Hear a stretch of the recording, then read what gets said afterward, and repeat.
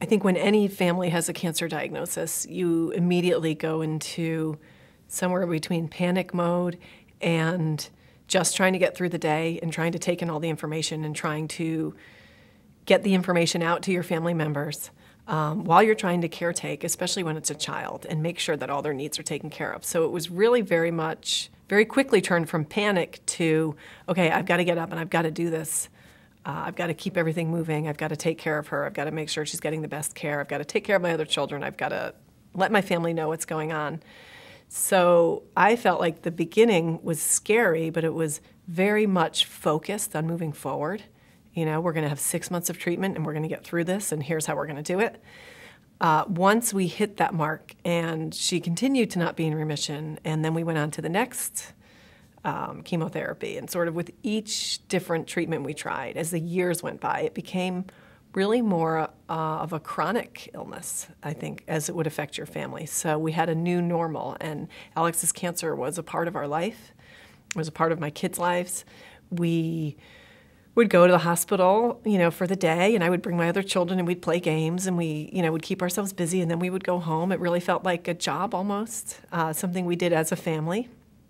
There were in those years, those middle years of sort of the more chronic, pushing back the cancer as much as possible, there were a lot of bad times in terms of more intense treatments, more time in the hospital, more stress on the family.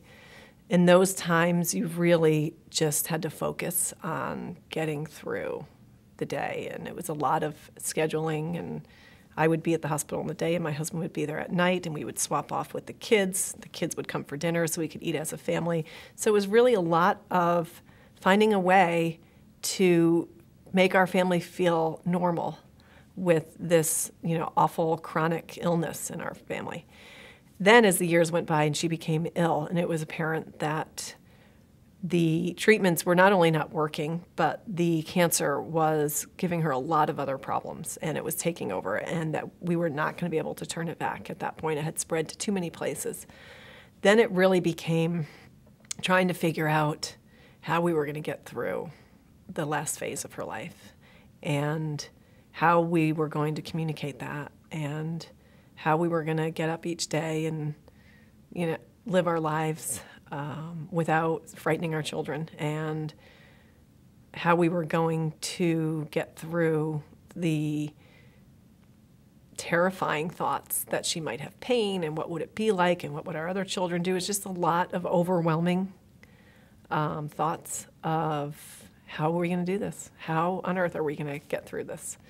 But you just do. In our case, I think Alex showed us, I think that's true of a lot of people who are dying from cancer, that they really lead their families through emotionally and are able to be strong, much stronger than you could ever imagine, and show their families how much they love them.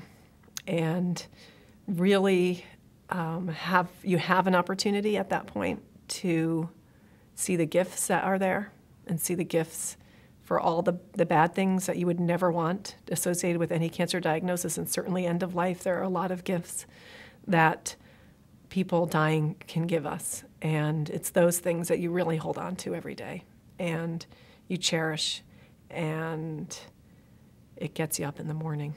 It definitely gets you up in the morning, and it's those things that stay with you afterwards.